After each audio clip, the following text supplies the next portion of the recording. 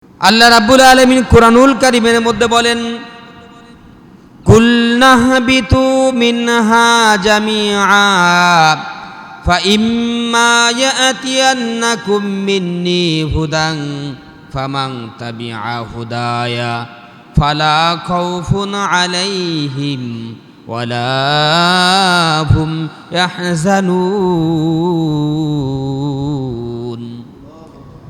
আল্লাহ রাব্বুল আলামিন বলেন, ও পৃথিবীর মানব মণ্ডলী, তোমরা দুনিয়ায় চলে যাও। দুনিয়ায় চলে যাওয়ার পর আমার পক্ষ থেকে তোমাদের কাছে কোনো বিধিবিধান যদি তোমাদের কাছে নাজিল হয়, আমার কোনো বিধিবিধান তোমাদের কাছে চলে যায়, আমার পক্ষ থেকে কোনো আইন তোমাদের কাছে যায়, তোমরা যদি ওই আইন মতো তোমাদের জীবনকে পরিচালনা করো, তাহলে তোমাদের ভয় নাই, তোমাদের কোনো দুশ্চিন্তার কোনো কারণও নাই। আল্লাহ বললেন, আমার সেই দেখানো পথে যদি তোমরা চলো, তোমাদের জন্য কোনো ভয়ও নাই, কোনো ত্রাস দুশ্চিন্তার কিছুই নেই। এই জন্য আল্লাহর পথে যদি আমরা চলি, তাহলে আমাদের কোনো ভয় ভীতি থাকার কোনো কথা না। আর আল্লাহর বিধিবিধান মতো যদি আমরা না চলি, তাহলে আল্লাহ রাব্বুল আলামিনের বিধিবিধান মতো না চললে আমাদের বিপদ, সমূহ বিপদ সামনে। এই সংক্রান্ত কিছু সতর্কীকরণ, কিছু সতর্কতামূলক কিছু কথাবার্তা আল্লাহ কুরআনুল কারীমের মধ্যে বিভিন্ন জায়গায় বলেছেন। আমি তার মধ্যে থেকে সূরা তাওবার দুটি আয়াত আপনাদের সামনে তেলাওয়াত করেছি। সূরা তাওবার 38 নম্বর আয়াত এবং 39 নম্বর আয়াত, যেটা 10 নম্বর পারার 12 নম্বর পৃষ্ঠাতে আছে। এই দুটি আয়াতের মধ্যে আল্লাহ আমাদের কি শিক্ষণীয় বিষয় বলে দিয়েছেন, আমরা তার সংক্ষিপ্ত পরিসরে কিছু কথাবার্তা বলবো, আপনার মনোযোগ দিয়ে শোনেন। আর মসজিদে এসে আজেবাজে গল্প গুজব আমরা না করি, সাইড টকিং না করি। যদি ভালো না লাগে, দরকার চুপচাপ থাকেন, কানে দরকার তুলো টুলো দিয়ে রাখেন, তবু কথাবার্তা বললেন না। আর যদি কথাবার্তা মসজিদে বলেন, তাহলে আমাদের কথা বলতে অসুবিধা হয়। আমরা বলতে চাইবো এক লাইন, হয়ে যাবে আর এক লাইন। তারপর আমরা 10 কথা বললে ভালো কথা একটা ধরবেন না, যদি একটা মন্দ বলে ফেলি ওড়িয়ে নিয়ে লাফালাফি করবেন। বুঝছেন এই কথা? 10টা ভালো কথা বললে আমল করার কোনো টেন্ডেন্সি নাই। আর একটা যদি মন্দ কথা বলা হয়ে যায়, তাহলে ওড়িয়ে নিয়েই দেখবেন যে আন্দোলন শুরু হয়ে গেছে। এজন্য মসজিদে যখন আসবেন, মসজিদের আদব কায়দা সর্বপ্রথম রক্ষা করতে হবে। এখানে গাল গল্পের জায়গা না, এখানে কথাবার্তা বলারও জায়গা না। যদি কেউ নামাজ কালাম পড়বেন, যদি জিকির আজগার করার দরকার করেন, তাও নামাজ কালাম পড়বেন, জিকির আজগার করবেন, কোরআন তেলাওয়াত করবেন। অন্য আর একজনের যদি সমস্যা না হয় সেটাকে লক্ষ্য করবেন। আমি এমন জোরে জোরে জিকির শুরু করলাম, যেখানে আর 5 জন নামাজ পড়তেছে, তারা নামাজ ছেড়ে দিয়ে পালানো লাগে, এরকম জেনে না হয়। আমি কোরআন শরীফ পড়তেছি, কোরআন শরীফ পড়ার কারণে আরও 5 জনের বিরাট ক্ষতি হচ্ছে, তারা যে আমল করতেছে আমলে ঠিক মতো করতে পারতেছে না। এজন্য বিষয়গুলো আমাদের লক্ষ্য রাখতে হবে। আর আল্লাহ রাব্বুল আলামিন কুরআনুল কারীমের মধ্যে বলছেন, ওয়াইদা কুরিয়াল কুরআন ফাসতামিউ লাহু ওয়া আনসিতু লাআল্লাকুম তুরহামুন। সূরা আনআম, এই সূরা আনআমের 204 নম্বর আয়াত। আল্লাহ বলেন, যখন তোমাদের সামনে কোরআনের কোনো কথাবার্তা বলা হয়, তখন ওয়াইদা কুরিয়াল কুরআনু ফাসতামিউ লাহু, মনোযোগ সহকারে সেই কথা শুনতে হবে। অ্যাটেন্টিভলি মনোযোগ সহকারে কথা শুনতে হবে। ওয়াংসিতু, এবং নীরব থাকতে হবে। আল্লাহ বলেন, যদি মনোযোগ সহকারে শোনো এবং নীরব যদি থাকো, তাহলে লাআল্লাকুম তুরহামুন, তোমাদের উপর আল্লাহ রহমত বর্ষণ হবে।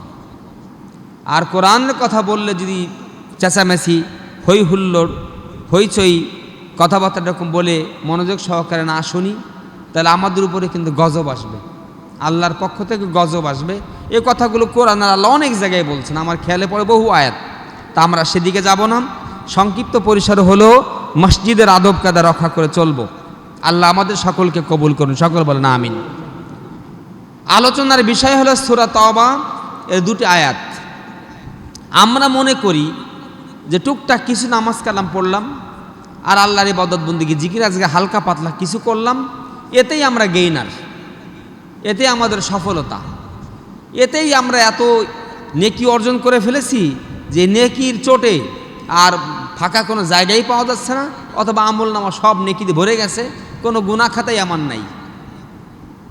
এরকম আমাদের একটা মানসিকতা আছে। কিন্তু আমরা হিসাব করলে দেখি যে আল্লাহ রাব্বুল আলামিন এই কোরআনুল কারীমের মধ্যে 1000 আইন, 1000 আদেশ সূচক কথা বলেছেন, 1000 নিষেধ সূচক কথা বলেছেন, আরও তো অনেক কথা বলছেন। আমি দুইটা কথা বললাম, 1000 আয়াত আদেশ সূচক, 1000 আয়াত নিষেধ সূচক। এই 1000 আল্লাহ যে আদেশ করছেন, এই 1000-এর মধ্যে আমাদের 5-10টা টুকটাক মানা হয়, আর 990টাই আমাদের পালন করা হয় না। আমরা জানিও না যে সেই কথাগুলো আল্লাহ কি বলছেন, বোঝারও চেষ্টা করি না যে আল্লাহ এতগুলো কথা বলছেন, 1000 আদেশ দিলেন, 1000 আদেশগুলো কি কি, আমি তার কয়টা পালন করতেছি, ওটা আমার মধ্যে থেকে কয়টা ছুটে যাচ্ছে, আমরা তা জানি না। আবার 1000 আল্লাহ নিষেধ সূচক কর্মসূচির কথা বলেছেন, করা যাবে না, নিষেধ। আল্লাহ কি কি করতে নিষেধ করেছেন, বারণ করেছেন, তাও আমরা জানা নেই। জানিই না, তার মানব কোথা থেকে? এজন্য আল্লাহর আদেশ সূচক কথাগুলো আমরা জানি না, পালনও করতে পারি না। আল্লাহ নিষেধ সূচক আয়াত সম্বন্ধে আমাদের ধারণা নাই, পালনও করতে পারি না। আর 2-4টে কোনো মতে কিছু জানা আছে, তাই হালকা পাতলা আমরা একটু টুকটাক মেনে ভাবতেছি যে আমরা বিরাট কিছু করে ফেলছি। আসলে কিছুই করা হয়নি। আছে অনেক কিছুই, কিন্তু করা হয়নি তার কিছুই। আমরা ভাবতেছি যে অনেক করে ফেলছি। দেখি আল্লাহ রাব্বুল আলামিনের কাছে সাহাবারা, নবী করিম সাল্লাল্লাহু আলাইহি ওয়াসাল্লাম, আমরা যে সমস্ত কর্মসূচি করি তার মধ্যে হাজার হাজার কাজ আমরা করে যাচ্ছি। আল্লাহ যদি তার 2-1টা শুধু ধরেন, 1টা-2টা ধরেন, তাহলে আমরা কিন্তু শেষ। 1টা-2টা যদি ধরেন, বহু ধরা লাগবে না, 1টা-2টা। আল্লাহ রাব্বুল আলামিন যদি নামাজের কথা আমাদেরকে ধরেন, তাহলে দেখেন আমাদের বাংলাদেশের মানুষ নামাজ পড়তেছি কয়জনে? 90 জন শতকরা নামাজের বাইরে। আর যে 10 জন আমরা নামাজ পড়ি, তা যে কি পড়ি তা আমরা জানি না, তা বুঝি না, তার অর্থ বুঝি না, তার হাকিকাত বুঝি না, তার মর্ম বুঝি না। যে 10 জন আমরা পড়ি, তার নামাজ গেল। তারপরে হজ, দেখেন সারা জীবন হজ কয়জন মানুষ করতে পারে? অল্প কিছু সংখ্যক মানুষ। তারপর রোজা আসলে তো সবাই অসুস্থ হয়ে পড়ে। রোজা আসলে ওরকম 10-20% মানুষ রাখে। আর কে এর অসুস্থ, এই পেঁয়াজের সিজন, কারো এই পাটের সিজন, এ সিজন ও সিজন বলেও রোজাও শেষ। তারপর আসলে জাকাত আমরা কয়জনে দিতেছি? যাদের আছে টাকা পয়সা তারাই দেয়, না যাকে নাই তারা দেবে কোন জাতি? তারপর জাকাত ভিত্তিক অর্থনীতির কোনো প্রচেষ্টা আমাদের নাই।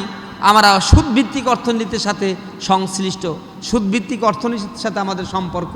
অথচ সুদ ভিত্তিক অর্থনীতির সাথে যদি আমাদের সম্পর্ক থাকে আর আমরা যদি এগুলো করি, তাহলে সারা জীবন যে আমল করছি, ওই এক খালি সুদের কারণেই আল্লাহ সব আমল আমাদের বরবাদ করে দিতে পারেন।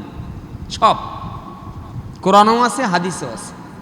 এই জন্য আমরা ভাবি যে আমরা আমল করতেছি প্রচুর, কিন্তু আমলের থাকতেছে না কিছুই। আমাদের সেই একটা কলসের মধ্যে যেরকম পানি রাখলে কোথাও দিয়ে যদি কোনো ছিদ্র থাকে, সেই কলসে যেরকম পানি থাকে না মোটেও, সব পড়ে যায়, নিঃশেষ হয়ে যায়। তা আমাদের যে ইমান যা আছে, ইমান ওরকম নষ্ট থাকার কারণে, ছিদ্র থাকার কারণে আমল টুকটাক যা আমরা করি, তা ওই ছিদ্র দিয়ে কোন দিক দিয়ে বের হয়ে যায় আমরা বুঝতেও পারি না। যাই হোক, যে কথা বলতেছিলাম, এজন্যই আমাদেরকে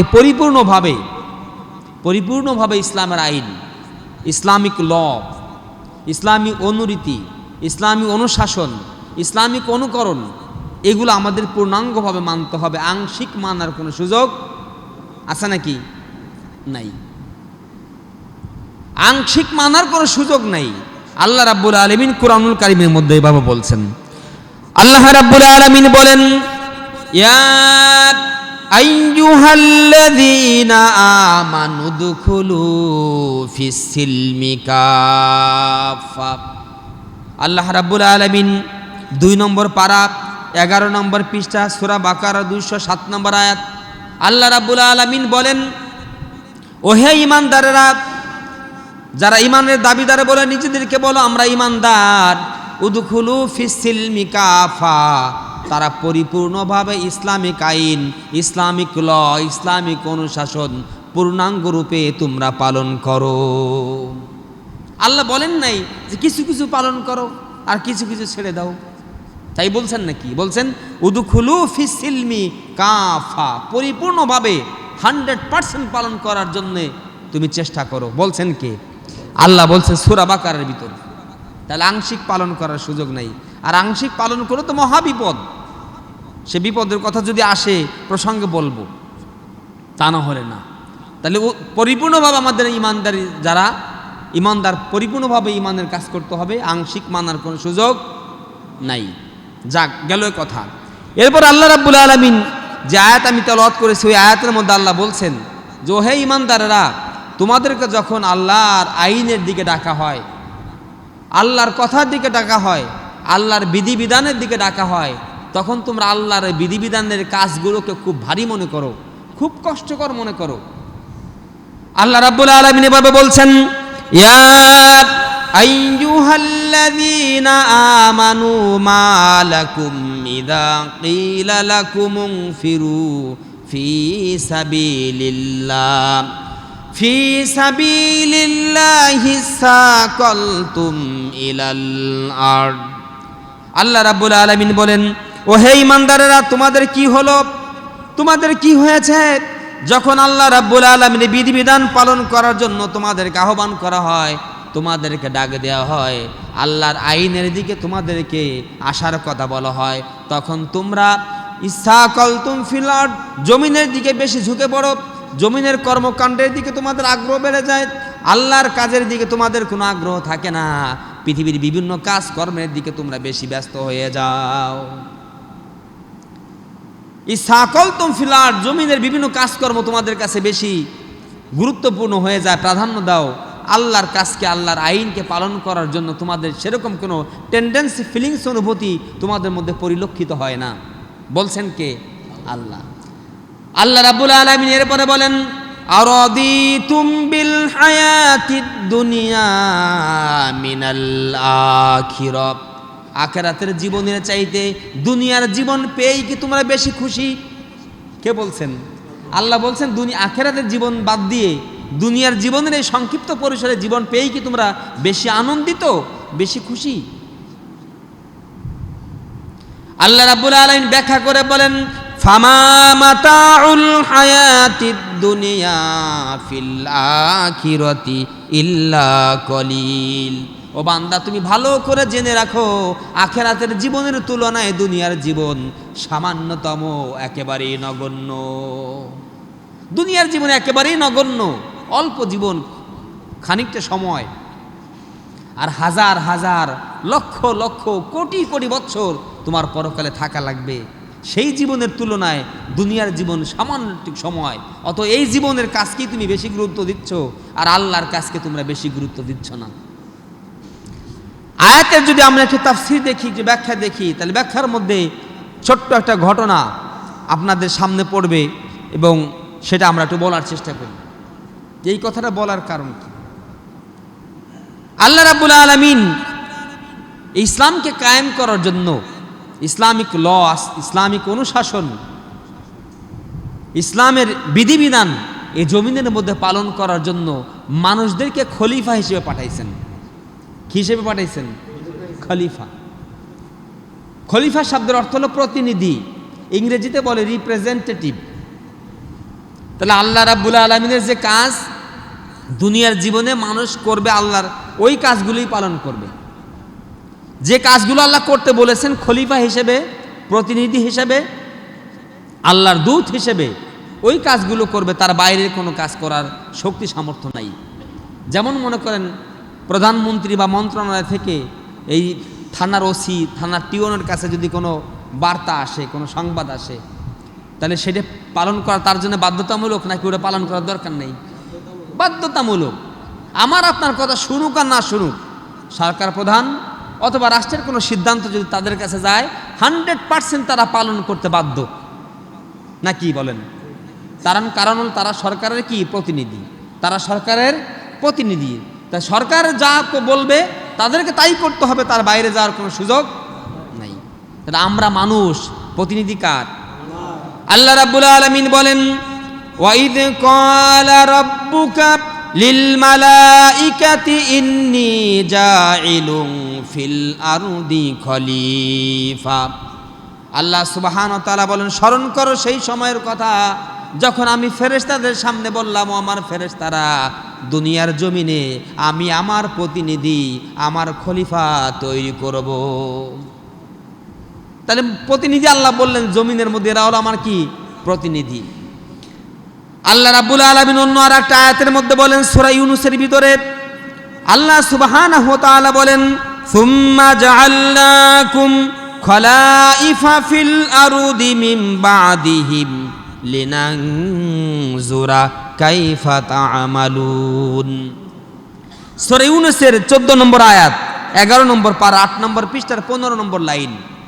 আল্লাহ রাব্বুল আলামিন বলছেন, সুম্মা জাআলনাকুম, নিশ্চয় আমি তোমাদেরকে বানাইছি, তৈরি করেছি, সৃষ্টি করেছি।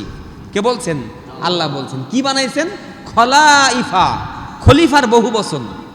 খলিফা হলো এক বচন, সিঙ্গুলার, আর প্লুরাল খলাইফা হলো প্লুরাল। প্রতিনিধি আমি বানিয়েছি তোমাদেরকে, ফিল আরদি, এই জমিনের মধ্যে, মিন বাদিহিম, কত জাতির পরে, তোমাদের আগে অনেক জাতি দুনিয়ার মধ্যে পাঠানো হয়েছে, তাদের পরে আমি আল্লাহ তোমাদেরকে আমার প্রতিনিধি বানিয়েছি। কেন বানাইছেন প্রতিনিধি?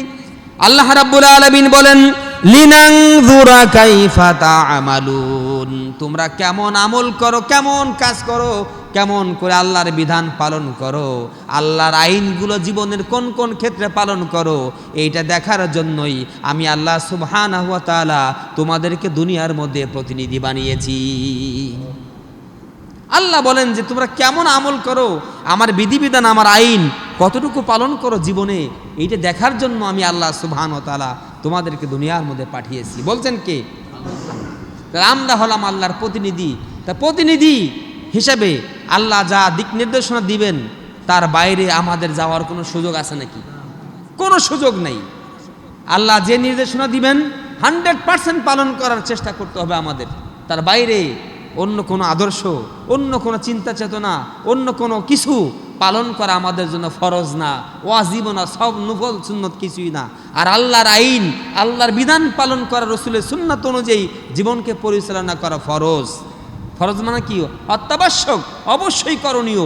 এর বাইরে যাওয়ার কোনো সুযোগ কোনো মানুষের নাই।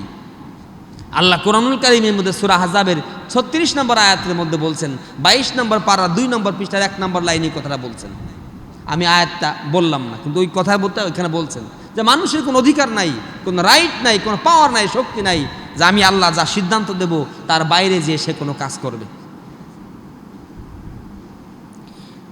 এই জন্য আল্লাহ রাব্বুল আলামিন বললেন যে আমি তোমাদেরকে দুনিয়ার মধ্যে পাঠিয়েছি, আর দুনিয়ায় যেই তোমরা আমার কাম বাদ দিয়ে দুনিয়ার কাজে ব্যস্ত হয়ে যাচ্ছ, হাজারো সময়, ঘন্টার পর ঘন্টা, দিনকে দিন, বছরকে বছর তুমি দুনিয়ার জীবনের পথে কাটাচ্ছ, আর আমার আইন, আমার বিধান পালন করার ক্ষেত্রে তোমার গড়িমসি, তোমার অবহেলা, তোমার কুড়েমি, তোমার ঢিলেমি পালন করতে উদাসীন, এরকম মানসিকতা কেন তোমার? বলছেন কে? আল্লাহ রাব্বুল আলামিন এবারে বলেন, ইল্লা তানফিরু ইউআযযিবিকুম আযাবান আলীমা ওয়ায়াস্তাবদিল কওমান গায়রাকুম ওয়ালা তাদুররুহু শাইআ ওয়াল্লাহু আলা কুল্লি শাইইন কাদির। আল্লাহ রাব্বুল আলামিন বলেন, দুনিয়ার মানুষ শুনে রাখো, আমার আইন, আমার কথা, আমার বিধান, আমার কোরআন, এই অনুযায়ী যদি জীবনকে পরিচালনা না করো, ইল্লা তানফিরু ইউআযযিবকুম আযাবান আলীমা, আমি আল্লাহর পক্ষ থেকে কঠিন শাস্তির মোকাবেলা করার জন্য প্রস্তুত হও। কে বললেন? আল্লাহ বলেন, যদি আমার বিধান পালন করতে অনীহা প্রকাশ করো, গড়িমসি করো, কুড়েমি করো, ঢিলেমি করো, উদাসীন থাকো, তাহলে আমার শাস্তি উপভোগ করার জন্য, আমার শাস্তি পাওয়ার জন্য প্রস্তুতি গ্রহণ করো। আল্লাহ রাব্বুল আলামিন এটুকু বলেই থেমে থাকলেন না। আল্লাহ বলেন, ওয়ায়াস্তাবদিল কওমান গায়রাকুম ওয়ালা তাদুররুহু শাইআ। আর আল্লাহ রাব্বুল আলামিন বলেন, আমার বিধিবিধান যদি তোমার জীবনে তুমি পালন না করো, মেনে যদি না নাও, আমার কথাকে যদি ভায়োলেট করো, উল্টায় ফেলো, আমি আল্লাহ সুবহানাহু ওয়া তাআলা তোমাদেরকে দুনিয়ার মধ্যে বেশি দিন রাখবো না, তোমাদেরকে চেঞ্জ করে ফেলবো, পরিবর্তন করে ফেলবো। কে বলছেন? কারণ তোমাদের উপর যে দায়িত্ব, তোমাদের উপর যে কর্তব্য, সে দায়িত্ব কর্তব্য তোমরা যথাযথভাবে পালন করো নাই। এই জন্য পালন না করার কারণে তোমাদের দিয়ে আমার কোনো দিন কায়েম হবে না, তোমাদের দিয়ে আমার ইসলাম চলবে না, তোমাদের দিয়ে আমার ইবাদত হবে না। অতএব তোমাদেরকে দুনিয়ায় রাখার কোনো প্রয়োজন আমার নাই। ওয়াস্তাবদিল কওমান গায়রাকুম, তোমাদের চেঞ্জ করে, পরিবর্তন করে যারা কাজ করতে পারে, যারা ইবাদত করতে পারে, যারা আইন পালন করতে পারে, তাদেরকে দুনিয়ার মধ্যে আনবো, তোমাদেরকে দুনিয়া থেকে ভ্যানিশ করে দেব। বলছেন কে? আল্লাহ বলছেন। কি আপনারা রাগ হচ্ছেন নাকি? কথা কার? আমি জাস্ট অনুবাদ বলছি, কোনো ব্যাখ্যা তাফসীর না, জাস্ট অনুবাদ। 39 নম্বর আয়াত সূরা তাওবার, যেটা 10 নম্বর পারার 12 নম্বর পৃষ্ঠার মাঝামাঝির দিকে আছে। লাইন টেনে বলা সম্ভব, তবে আমি আয়াত নাম্বার বলে দিচ্ছি। পারা কোনটা, পৃষ্ঠা কত তাও বলছি। পারা 10, পৃষ্ঠা 12, সূরা তাওবা, আয়াত নম্বর 39। আল্লাহ বলেন এই কথা। আল্লাহ রাব্বুল আলামিন এই আয়াতের সাথে সম্পর্কের একটা ঘটনার কথা বললেন। আল্লাহ রাব্বুল আলামিন দ্বীনকে কায়েম করার জন্য, ইসলামকে কায়েম করার জন্য, মানুষের জীবনে সব জায়গায় ইসলাম পালন করার জন্য প্রতিনিধি হিসেবে দুনিয়ার মধ্যে মানুষকে পাঠিয়েছেন। এখন মানুষের দায়িত্ব হলো আল্লাহর বিধান নিজের জীবনে, পারিবারিক জীবনে, সামাজিক জীবনে, রাষ্ট্রীয় জীবনে, আন্তর্জাতিক লেভেল পর্যন্ত আল্লাহর আইন পালন করার পরিবেশ তৈরি করা। এটা প্রত্যেকটা মুসলমানের উপর ফরজ, সুন্নাত নফল না, ফরজ। আল্লাহর কথা যতগুলো আমি জানি, যতগুলো বুঝি, এই কোরআন থেকে নেব, আমার জীবনে পালন করব, আমার পরিবারের মধ্যে পালন করার জন্য উদ্যোগ নেব, আমার সমাজে সেটা প্রতিষ্ঠা করার চেষ্টা করব। রাষ্ট্রীয়ভাবে আল্লাহর কথাগুলো পালন করার জন্য, কায়েম করার জন্য, এস্টাবলিশ করার জন্য, প্রতিষ্ঠিত করার জন্য আমার সর্বাত্মক প্রচেষ্টা থাকতে হবে। আল্লাহর নবী এই দিনকে কায়েম করার জন্য তৎকালীন সময়ে আয়াতের সাথে যে ঘটনাটা আছে, তাবুক নামক একটা যুদ্ধ শুরু হলো। তাবুকের যুদ্ধ যখন শুরু হলো, রাসূল সাল্লাল্লাহু আলাইহি ওয়াসাল্লাম বললেন যে তোমরা তাবুক যুদ্ধের জন্য প্রস্তুতি গ্রহণ করো। সেই সময়টা ছিল অত্যন্ত গরম, প্রচণ্ড গরমের মৌসুম ছিল এবং খেজুর তোলার মৌসুম। ওদের তো ফসল আর বেশি নাই, খেজুর টেজুর এইগুলোই বেশি। এই খেজুর তোলার মৌসুম এবং প্রচণ্ড গরমের মৌসুম। অনেকে মনে করলো যে এখন এই খেজুর যদি, পাকা খেজুর, এগুলো যদি গুদামজাত না করে বা প্রসেসিং না করে যদি যুদ্ধে চলে যায়, তাহলে সব নষ্ট হয়ে যাবে একেবারে। তাহলে বছরে বছরে খাবো কি, অথবা এগুলো বিক্রি করে টাকা পয়সা পাবো কোথায়? এইটা তো, এই সিজনটা শেষ না হলে তো যুদ্ধে যাওয়া যাচ্ছে না। এটা তো আল্লাহর পরীক্ষা, পরীক্ষা। কিন্তু দেখি আমার বান্দারা করে কি। অনেকেই খেজুরের কথা ভুলে গেল, গরমের কথা ভুলে গেল, সব কিছু ভুলে যেয়ে আল্লাহর নবীর আহ্বানে সাড়া দিয়ে তাবুক যুদ্ধের জন্য প্রস্তুতি গ্রহণ করা শুরু করে দিল। অনেকে এই পদের, আর অনেকে আছে গড়িমসি, না কি সময় এই যুদ্ধের কথা বলল নবী, এই মাত্র তায়েফের যুদ্ধ করে আসলাম, আবার এখন ফসলের মৌসুম, এত গরম, এই গরমের ভিতরে যুদ্ধ করার জন্য আল্লাহ নির্দেশ দিল, না এবার যাওয়া যাবে না, একটু দেখি, একটু খেজুর টেজুর গোছগাছ করে একটু কাজ কাম গুছায় গাছায় তারপরে যাই। এরকম কিছু মানুষ। আর মুনাফিক যারা ছিল ওই সময়ে, তখন তারা তো ওই এত গরমের মধ্যে যাওয়া যায় নাকি, এই করা যায় নাকি, সেই করা যায় নাকি, এটা আল্লাহ শুধু আমাদের উপর এত পেরেশানি দিচ্ছে, বিভিন্ন কথাবার্তা বলে তারা মানুষকে উদ্বুদ্ধ করে যুদ্ধে না যাওয়ার জন্য একটা বিরাট একটা দল তৈরি করে ফেলতেছে। আর খাঁটি ইমানদার যে, তার সব কিছু কার জন্যে? তার সব কিছু কার জন্যে? আল্লাহ রাব্বুল আলামিন বলেন ইমানদার, তার মূল কথা হলো ইন্না সলাতি ওয়া নুসুকি ওয়া মাহইয়ায়া ওয়া মামাতি লিল্লাহি রাব্বিল আলামিন। একজন খাঁটি ইমানদারের কথা হবে আমার নামাজ, আমার ইবাদত বন্দিগি, আমার খেজুর, আমার ফসল, আমার জীবন, আমার মরণ, আমার যা কিছু আছে সব কিছু আমার আল্লাহর জন্যই নিবেদিত। একজন ইমানদার যে হবে, সে হবে কিসের খেজুর, কিসের ফলের মৌসুম, সব কিছু তো আল্লাহর জন্যই। আমি যাব আল্লাহর কাজে, খেজুর থাকুক আর যাক ওটা আমার দেখার বিষয় না। খাওয়ানোর মালিক আল্লাহ, আল্লাহু খায়রুর রাযিকিন, রিজিকের ব্যবস্থা করবেন তিনি। ওয়ারযুকহু মিন হাইসু লা ইয়াহতাসিব, কোন জায়গা থেকে তিনি ব্যবস্থা করবেন আমার ওটা জানার দরকার না, ব্যবস্থা করবেন তিনি, তার কাজে যাব, সেই সব কিছু মেনটেন করবে। এইটা হলো খাঁটি ইমানদারের কথা। আর মুনাফিক টাইপের যারা ছিল তারা বলে এই গরম, এই সেই, এরকম গড়িমসি করা শুরু করে দিল। অধিকাংশই খাঁটি ইমানদাররা চলে গেল, কিন্তু মুনাফিকরা তো গেল না। আর ইমানদার, খাঁটি ইমানদারের মধ্যেও একজন হলো কাব ইবনে মালিক, একজন হলেন মুরারা, একজন হলেন হেলাল। এই তিনজন গড়িমসি করে কুড়েমি করে যুদ্ধে গেল না, কিন্তু অন্যান্য সব যুদ্ধে তারা অংশগ্রহণ করছে। হযরত কাব রাদিয়াল্লাহু তাআলা আনহু বলেন, আমার ওই সময় খুব সচ্ছল অবস্থা ছিল, আমার যুদ্ধের যান ছিল 2টা, অন্য সময় একটাও ছিল না, অথচ ওই সময় আমার যুদ্ধের বাহন ছিল 2টা। আমার আর্থিক দিক দিয়ে আমি সচ্ছল ছিলাম, কিন্তু মনের মধ্যে কুড়েমি ঢিলেমি দানা বেঁধে গেল। আর মনে করলাম রসুল যাইতেছে, যাক, আমি 2-3 দিন পরে যাই, কাজটা একটু গোছগাছ করে তারপর ওনাদের সাথে যে মিলিত হব। এরকম করে করে উনি গেলেন না, যুদ্ধে গেলেন না, আরও 2 জন গেলেন না। কাব বলেন, রসুল এই যুদ্ধের ময়দান সেই তাবুক পর্যন্ত গেলেন, আমার খোঁজ খবর নিলেন না। তাবুকে যে আমাকে স্মরণ করলে যে কাবকে যে দেখতে পাচ্ছি না। তখন কয়েকজন সাহাবী বলল যে কাব তো দুনিয়ার কাজে বেশি ব্যস্ত হয়ে গেছে, তার খেজুর তোলার মৌসুম, সে খেজুর টেজুর রেখে এই যুদ্ধে সে আসার জন্য ইচ্ছা পোষণ করে নেই। আর একজন সাহাবী মুয়াজ ইবনে জাবাল, তিনি বলতে চাই, মিয়া তুমি কি কথা তার বিরুদ্ধে বলতেছো? সে একজন বদরি সাহাবী, সে একজন উহুদ যুদ্ধ করছে, আর সে এই জন্য না, তার তো সামান্য কোনো সমস্যা আছে, সেই কারণে যুদ্ধে আসে না, তুমি তার বিরুদ্ধে কথা বলতেছে কেন? হযরত কাব বলেন, ওই মুয়াজ ইবনে জাবালের কথা শুনে রসুল আর কোনো কথা বললেন না। তারপর তো সেখানে যুদ্ধ টুদ্ধ কিছুই হলো না, তাবুকে তো কোনো যুদ্ধ হয় নাই। আপনারা জানেন ইতিহাস বলার আমার উদ্দেশ্য না, কোনো যুদ্ধ বিগ্রহ কিছু হলো না। সেখানে দীর্ঘদিন পর্যন্ত অপেক্ষা করলেন রসুল, কোনো সৈন্য সামন্ত রোমান সাম্রাজ্যের কোনো সৈন্যবাহিনী আসলো না।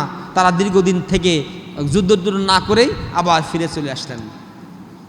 এই যে যুদ্ধ যে হবে না এই গরমের মৌসুমে, এইটি আল্লাহ জানেন কি জানেন না? জানেন না তিনি তো জানেন, কিন্তু গরমের সময়, ফসল মৌসুমের সময় আমার বান্দা আমার রাস্তায় বের হয় কিনা সেইটা দেখার জন্যে। লিনাংজুরা কাইফা তা'মালুন, আমার বান্দা আমার জন্য করেটা কি, আমি তো এইটা দেখতে চাই। এজন্য তো আল্লাহ ওই সময় হুকুম দিলেন। আসলে যুদ্ধ বিগ্রহ করার জন্য না, আল্লাহ দেখলেন যে এই ফসলের সময় ফসলের প্রতি টান বেশি, খেজুরের প্রতি টান বেশি না, আমার আইনের প্রতি টান বেশি, আমার দিন কায়েমের প্রতি টান বেশি, এইটা দেখার জন্যই রসুল যুদ্ধ থেকে ফিরে আসতেছেন।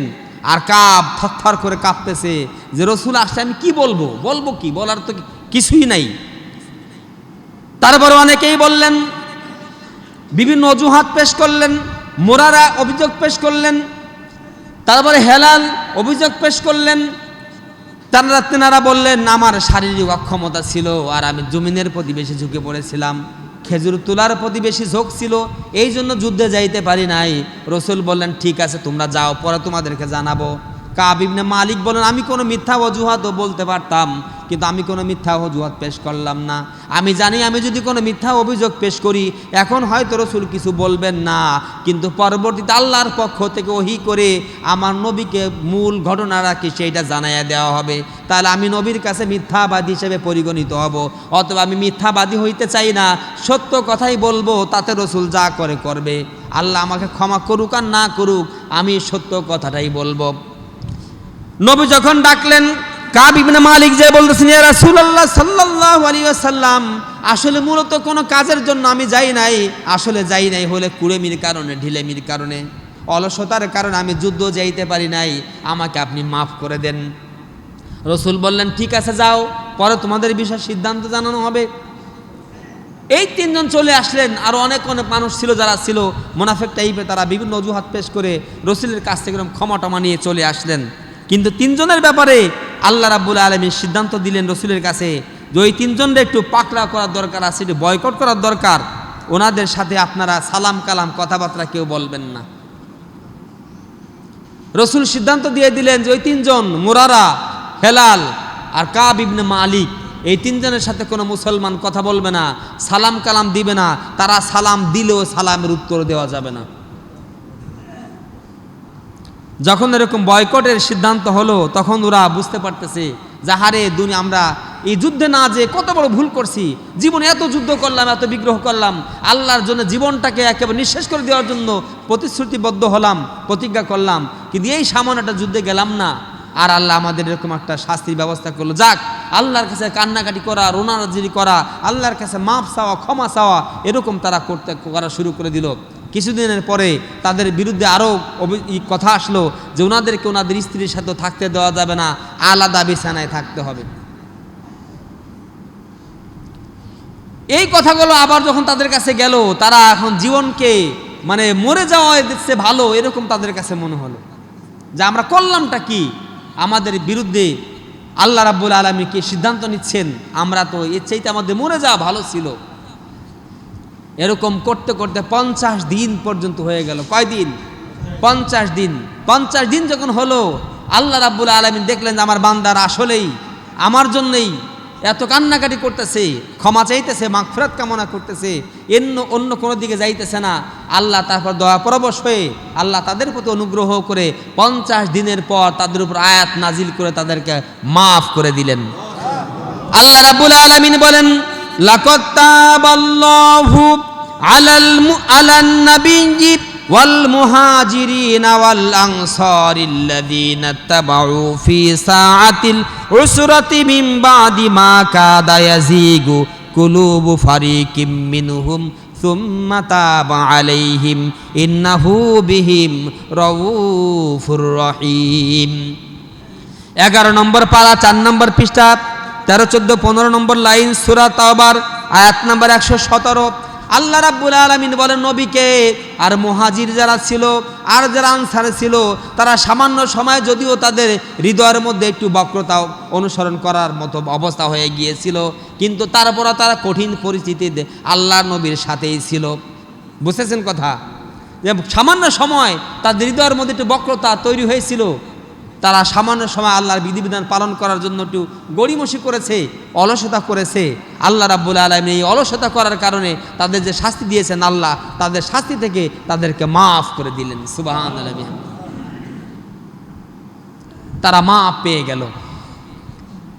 আল্লাহ রাব্বুল আলামিন এবার এই 17 নম্বর আয়াতের পর 18 নম্বর আয়াত, তারপর 19 নম্বর আয়াতের মধ্যে, সূরা তাওবার 119 নম্বর আয়াতের মধ্যে আল্লাহ বলেন, ইয়া আইয়ুহাল্লাযীনা আমানুত্তাকুল্লাহা ওয়া কুনু মা'আস সাদিকিন। পুরা তাওবা সূরার সারমর্ম এক লাইনের ভিতরে। আল্লাহ কথা বলেন খুব কম, কিন্তু তার সারমর্মটা অনেক বেশি। ছোট কথা, কিন্তু অ্যামপ্লিফিকেশন করলে, ভাব সম্প্রসারণ করলে অনেক হয়ে যায়। The pen is mightier than the sword. তরবারির চাইতে কলমের শক্তি বেশি, ঠিক কিনা?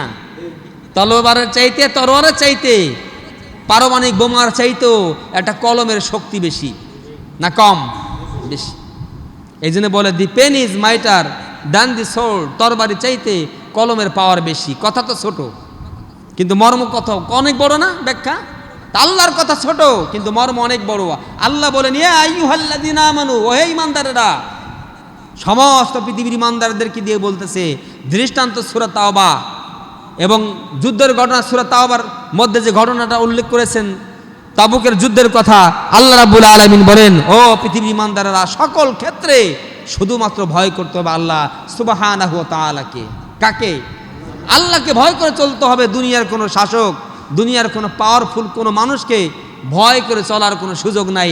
শুধুমাত্র একমাত্র কেবলমাত্র ভয় করতে হবে কাকে? আল্লাহকে। বলছেন কে? আল্লাহ বলছেন।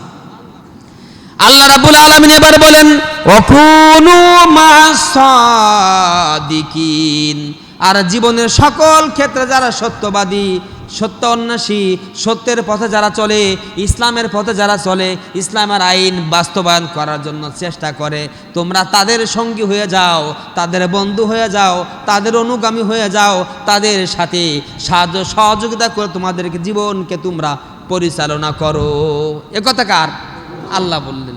ওই যে যুদ্ধে গেল না, ইমানদারদের থেকে পিছু হটে থাকলো, আল্লাহ তাদের উদ্দেশ্য করে দুনিয়ার তামাম ইমানদারদেরকে বলতেছে, ইমানদাররা শোনো, সত্যান্বেষী যারা, সংগ্রাম করে যারা, আল্লাহর পথে থাকে যারা, তোমাদের তাদের সাথেই থাকতে হবে।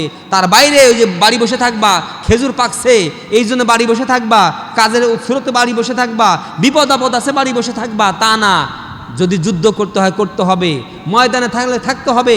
আল্লাহর বিধান পালন করার জন্য জীবনের শেষ রক্তবিন্দু যদি তোমাকে ঢেলে দিতে হয়, তারপর তোমার প্রচেষ্টা চালাইতে হবে।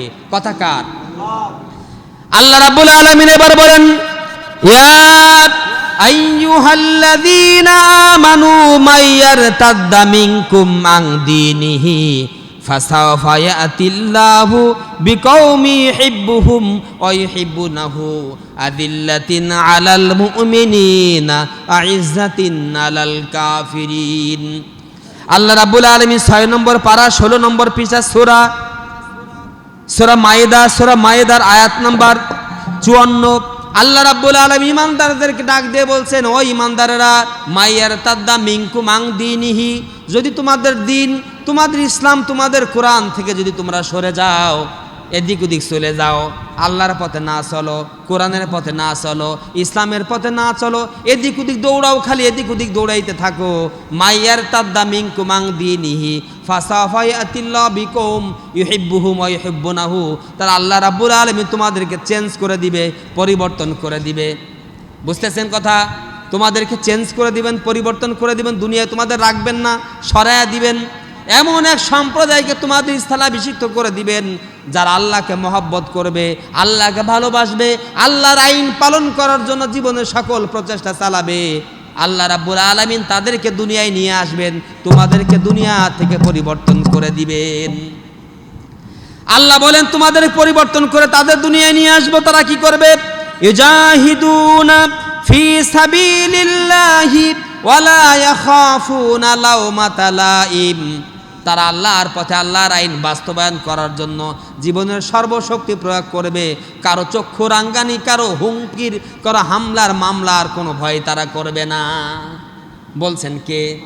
আল্লাহ বলছেন সূরা মাইদার 54 নম্বর আয়াতে 6 নম্বর পারার 16 নম্বর পৃষ্ঠায় আল্লাহ রাব্বুল আলামিন বলেন, আযিল্লাতিন আলাল মুমিনিনা ইজ্জাতিন আলাল কাফিরিন। আল্লাহ সুবহানাহু ওয়া তাআলা বলেন, ওই মানুষগুলো ইমানদারদেরকে মহব্বত করবে, ভালোবাসবে, আর কাফের মুশরিক বেঈমানদের বিরুদ্ধে তারা অত্যন্ত কঠোর হবে। ইমানদারদের প্রতি তারা অত্যন্ত দয়ালু, আর বেঈমান কাফের যারা, তাদের বিরুদ্ধে তারা হবে কঠোর। এমন এক সম্প্রদায় দুনিয়ার মধ্যে আমি অচিরেই পাঠিয়ে দিব। তোমরা যদি তোমাদের দায়িত্ব কর্তব্য যথাযথভাবে পালন না করো, তাহলে আমি এই কার্যকরী ভূমিকা বা এই কার্যকরী ব্যবস্থা গ্রহণ করব। বলছেন কে? আল্লাহ সুবহানাহু ওয়া তাআলা বলছেন। এজন্য আমাদেরকে এদিক ওদিক চলে যাওয়ার কোনো সুযোগ নাই।